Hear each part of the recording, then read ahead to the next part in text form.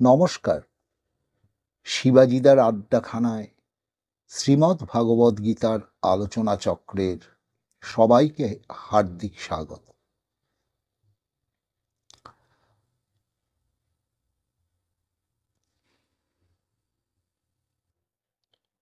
ওম পার্থায় প্রতিবোধিতম ভগবতা নারায়ণেন স্বয়ং व्यासेन ग्रथिता पुराण मुनिना मध्ये महाभारतम् अद्वैतामृतवर्षिणीं भगवतीम् अष्टादशाध्यायिनीम् अम्ब त्वामनुसन्दधामि भगवद्गीते भवद्वेषिणीम्।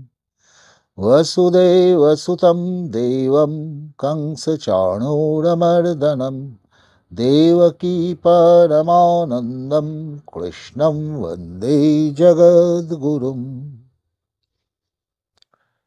अथ श्रीमद्भगवद्गीता द्वितीय अध्यायः सांख्ययोग। আমরা বিগত দিনগুলিতে অর্জুনের দুটি প্রশ্ন নিয়ে আলোচনা করেছিলাম। অর্জুন জিজ্ঞেস করেছিলেন স্থিতপ্রজ্ঞের লক্ষণ কি বা স্থিতপ্রজ্ঞ কাকে বলা হয়। ২ নম্বর, স্থিতপ্রজ্ঞ কিরকম ভাবে কথা বলে। এই দুটি প্রশ্নের উত্তর আমরা আলোচনা করেছিলাম। শ্রী ভগবান আজকে তৃতীয় প্রশ্নের উত্তর দিচ্ছেন। অর্থাৎ অর্জুন জিজ্ঞেস করেছিলেন স্থিতধি কিম প্রভাষেত কিম আসিত ব্রজেত কিম। কিম আসিত মানে তিনি কেমন ভাবে অবস্থান করেন। এটি অর্জুনের তৃতীয় প্রশ্ন। অতএব আমরা আজকে কিম আসিত কেমন ভাবে তিনি অবস্থান করেন সেই প্রশ্নের জবাবে শ্রী ভগবান কি বলছেন তা শুনব। শ্রী ভগবান প্রথমে বলছেন কিভাবে তিনি অবস্থান করেন। यदा संहरते चायं कुर्मङ्गानीव सर्वशः इन्द्रियाणीन्द्रियार्थेभ्यस्तस्य प्रज्ञा प्रतिष्ठिता। একদম শ্রী শ্রী রামকৃষ্ণ পরমহংসের উদাহরণ বসানো। কচ্ছপ যেমন তার হাত পা মুখ সব তার খোলে একবার ঢুকিয়ে নিলে তাকে চারখানা করে কাটলেও আর বের করে না, একদম সেই উদাহরণ গীতায় আসছে। यदा যখন, সংহরতে যখন সংহৃত করে গুটিয়ে নেয়, চ অয়ম কুর্ম অঙ্গান ইব সর্বশঃ যখন তিনি কচ্ছপ যেমন নিজেকে খোলার মধ্যে গুটিয়ে নেয় সেরকম ভাবে নিজেকে নিজের মধ্যে গুটিয়ে নেন এবং ইন্দ্রিয়ান ইন্দ্রিয়ার্থেভ্য তস্য প্রজ্ঞা প্রতিষ্ঠিতা এবং তিনি শব্দ স্পর্শ রূপ রস গন্ধ এই পঞ্চ বিষয় থেকে তার ইন্দ্রিয়গণকে প্রত্যাহার করেন। এই যে কথাটি এখানে শ্রী ভগবান বলেছেন এটি কিন্তু নেগেটিভ নয়, এটিকে কিন্তু পজিটিভ সেন্সে ধরতে হবে। তার অর্থ আমরা মোটাভাবে এরকম ভাবে বুঝতে পারি যে যোগী তার রূপ থেকে ইন্দ্রিয় প্রত্যাহার করছে। কিরকম ভাবে? আপনি চোখ বন্ধ করে ফেলুন, তাহলেই আর আপনি কিছু দেখতে পাচ্ছেন না। আমাদের মোটা বুদ্ধিতে এটাকে রূপ বিষয় থেকে প্রত্যাহার মনে হয়। আপনি কিছু খাবেন না, তাহলে আপনি আর রস গ্রহণ করছেন না।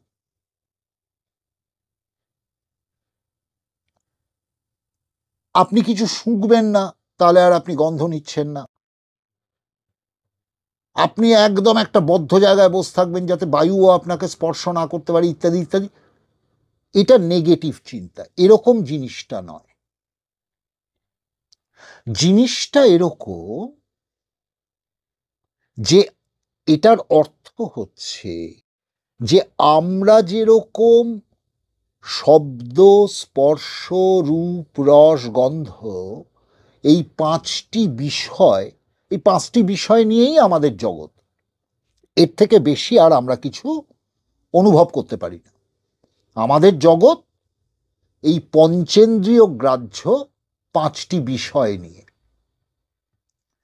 এই পাঁচটি বিষয় নিয়ে যে জগৎ, সেই জগতের প্রত্যেকটি জিনিসকে আলাদা আলাদাভাবে বুঝে আমাদের তাদের প্রতি প্রিয়ত্ব বা অপ্রিয়ত্ব বোধ উৎপন্ন হয়, আকর্ষণ বা বিকর্ষণ উৎপন্ন হয়। কিন্তু যিনি আত্মজ্ঞানী স্থিতপ্রজ্ঞ, তাঁর ইন্দ্রিয় সংহৃত হয় মানে তিনি সর্বত্র সেই আত্মজ্যোতি প্রকাশিত দেখেন, অনুভব করেন, শোকেন। অর্থাৎ তিনি এটি দৃঢ়ভাবে উপলব্ধি করেছেন যে এই সব কিছুই আত্মনেরই প্রকাশ মাত্র। এগুলির আলাদা করে আর কোনো অস্তিত্ব দেখালেও এদের প্রকৃত অস্তিত্ব এরকমটা নয়। আমরা সেই আপেক্ষিক অস্তিত্বটাকেই একমাত্র অস্তিত্ব বলে ভাবি।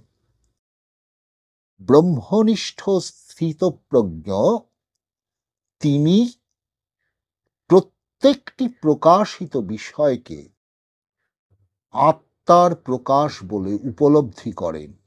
তাই তার কাছে আর আলাদা করে কিছু থাকে না আকর্ষণের বা বিকর্ষণের, প্রিয়ত্বের বা অপ্রিয়ত্বের। কারণ একমাত্র যে সত্তা সর্বত্র ব্যাপ্ত, তিনি সেই সত্তায় প্রতিষ্ঠিত। এবারে ওই যে যেটাকে বললাম যে নেগেটিভ সেন্স, সেটাকে বোঝানোর জন্য শ্রী ভগবান 59 নম্বর শ্লোকে বলছেন, বিষয়া বিনিবর্তন্তে নিরাহারস্য দেহিনঃ রসবর্জ্যম রসোপ্যস্য পরম দৃष्ट्वा নিবর্ততে। বিষয় গ্রহণে অসমর্থ আতুর ব্যক্তি বা বিষয়ভোগ পরাঙ্মুখ কঠোর তপস্বী ইন্দ্রিয় বিষয় হইতে নিবৃত্ত হন বটে, কিন্তু তাহার বিষয় আসক্তি দূর হয় না। আর পরমাত্মার সাক্ষাৎকার হইলে বিষয় ও বিষয় তৃষ্ণা উভয়ই চিরকালে নিবৃত্ত হয়। কথাটা এইটাই। ধরুন আমি চোখ বন্ধ করে ফেললাম, আমি কিছু দেখব না। আরে চোখ তো বন্ধ করে ফেললাম, কিন্তু আমার স্মৃতির থেকে আমার জন্যে সুখকর যে ছবিগুলো উঠে আসবে, প্রিয় অপ্রিয় যে ছবিগুলো উঠে আসবে, যে রূপগুলো উঠে আসবে, তাকে আমি না দেখে যাব কোথায়? সেটাকে তো আর চোখ বন্ধ করে বন্ধ করা যায় না। আমি আমার জিভটাকে কেটে ফেললেই তো আমার লোভ আমাকে ছেড়ে চলে যায় না।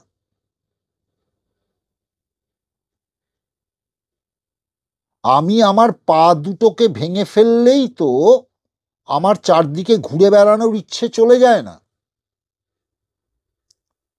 এইখানেই হচ্ছে মূল বোঝার চাবিকাঠিটি। আমরা মনে করছি ইন্দ্রিয় থেকে প্রত্যাহার মানে, বিষয় থেকে ইন্দ্রিয়কে প্রত্যাহার করে নেওয়া মানে সেটাকে বাদ দেওয়ার চেষ্টা করা।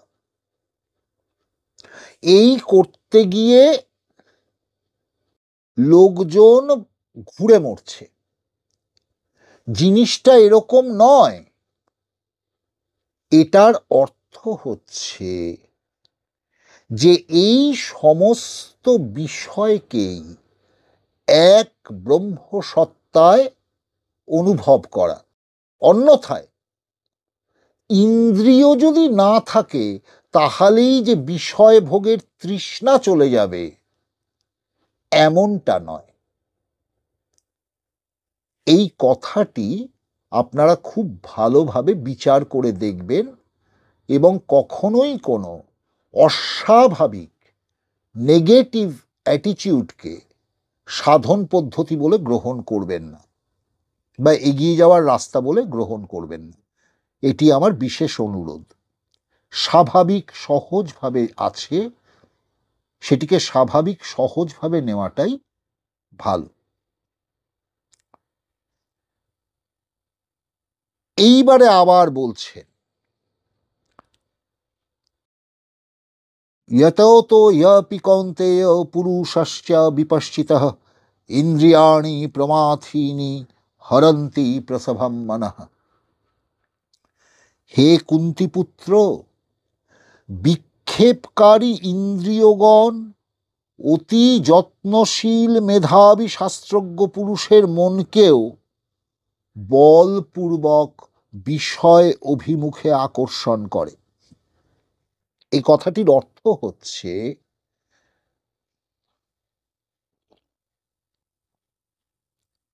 কেবলমাত্র মনন করে, কেবলমাত্র শাস্ত্র বাক্য অর্থ দিয়ে এর হাত থেকে পরিত্রাণ পাওয়া যায় না। যে ভুলটা আমরা সব সময় করছি, আমরা কিছুতেই বুঝতে পারছি না যে বোঝা এবং হওয়া এই দুটো এক জিনিস নয়। আমি মননের দ্বারা জানার থেকে বোঝার স্তরে উত্তীর্ণ হয়েছি বটে, কিন্তু আমি আত্মস্বরূপ হতে পারিনি, এবং যতক্ষণ পর্যন্ত আমি আত্মস্বরূপ হতে না পারব ততক্ষণ পর্যন্ত বিষয় ইন্দ্রিয় এই সব কিছুকেই আমি আত্মজ্যোতিতে পরিপূর্ণ দেখতে পাব না, বা আত্মবস্তুতে পরিপূর্ণ পৃথক বিষয় নয় এরকম বোধ আমার হবে না। এটা হবে তখনই যখন আমি আমার আত্মস্বরূপে প্রতিষ্ঠিত হব। তাই উনি একথাটা বলছেন যে হে কুন্তিপুত্র, বিক্ষেপকারী ইন্দ্রিয়গণ অতি যত্নশীল মেধাবী শাস্ত্রজ্ঞ পুরুষের মনকেও, যে অত্যন্ত সিনসিয়ারলি প্র্যাকটিস করছে, তার মনকেও বলপূর্বক বিষয় অভিমুখে আকর্ষণ করে। এ অভিজ্ঞতা আমাদের আছে।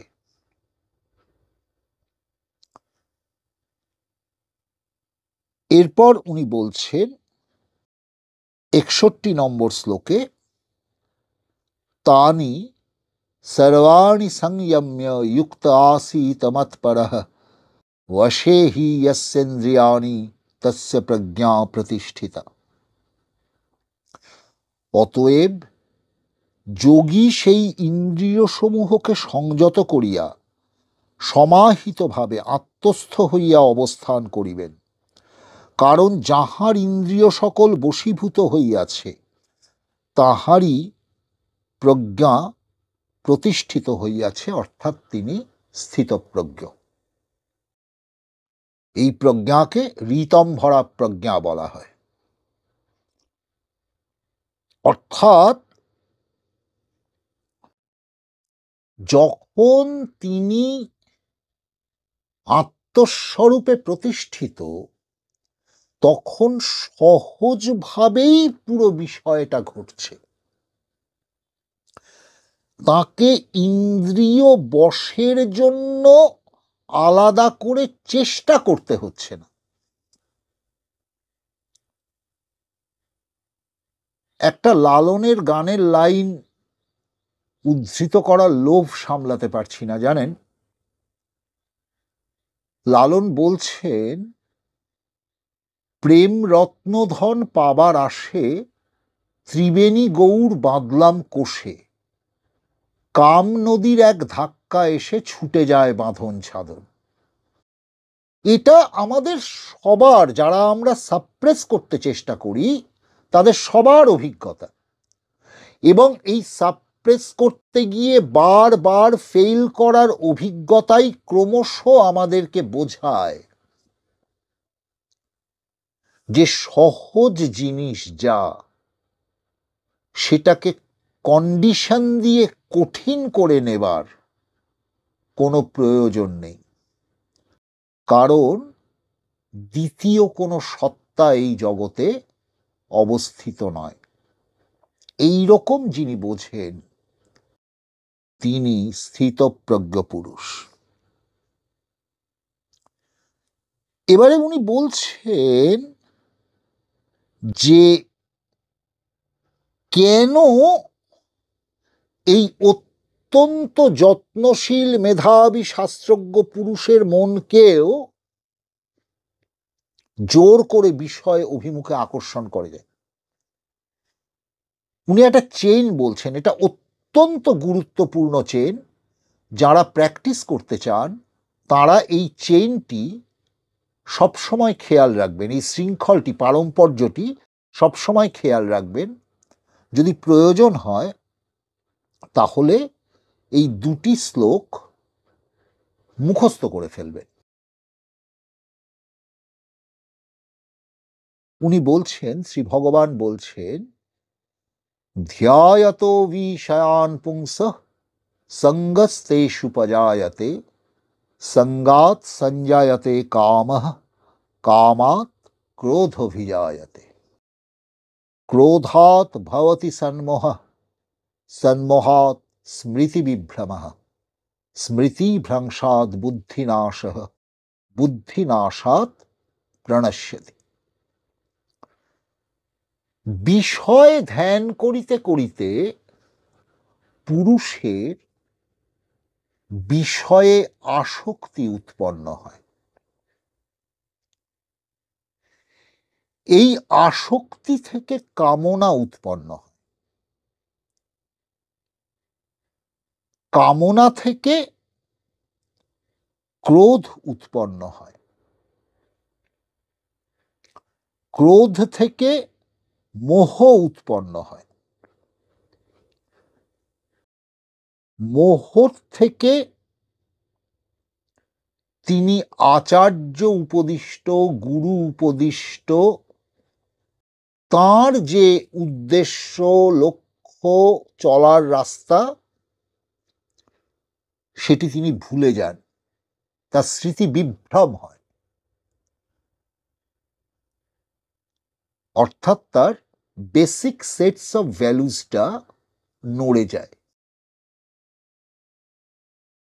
যখন সেটা হয় তখন বুদ্ধি নাশ হয়, বুদ্ধি আর কাজ করতে পারে না। সত্যিই তো, যদি বেসিক সেটস অফ ভ্যালুসটা নড়ে যায় তাহলে বুদ্ধি কাজ করবে কি করে? অতএব বুদ্ধি নাশ হয়। যেহেতু বিচার তিনি আর ঠিক মতো করতে পারেন না, বুদ্ধি নাশাৎ প্রণশ্যতি, তিনি নাশপ্রাপ্ত হন, অর্থাৎ তিনি আর এই উত্তরণের রাস্তায় চলার যোগ্যতা থাকে না তার সেই মুহূর্তে। অতএব এই জায়গাটিকে বারবার দেখবেন।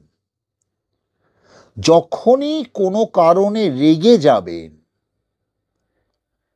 তখনই তার পিছনে আপনার কামনাটা কি, চাহিদাটা কি, সেটাকে দেখতে চেষ্টা করবেন।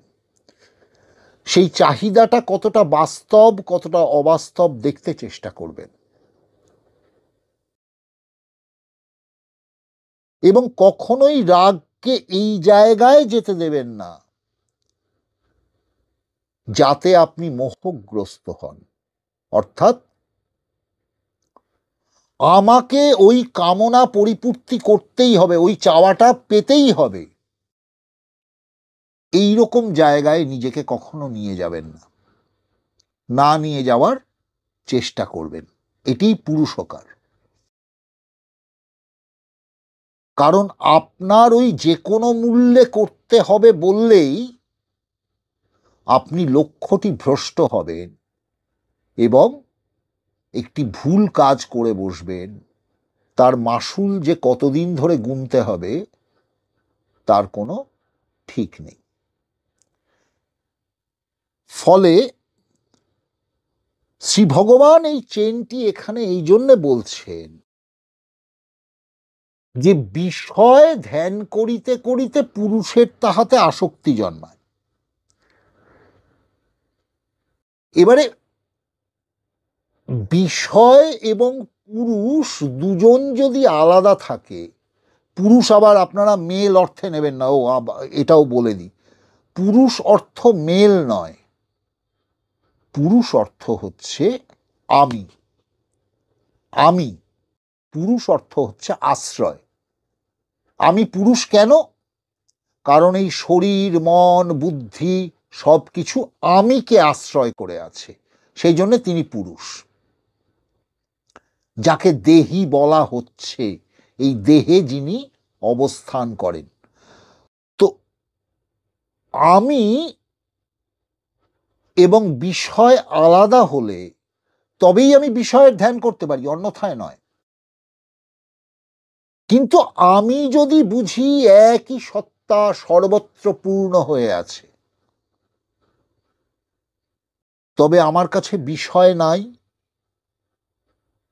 দুই নাই। ফলে এই পুরো চেনটি স্থিতপ্রজ্ঞের কাছে নালিফাইড, এটার কোনো দাম নেই, এটা ক্রিয়া করতে পারে না স্থিতপ্রজ্ঞের ওপরে। কিন্তু আমরা যারা চলছি, যারা বুঝছি কিন্তু হইনি,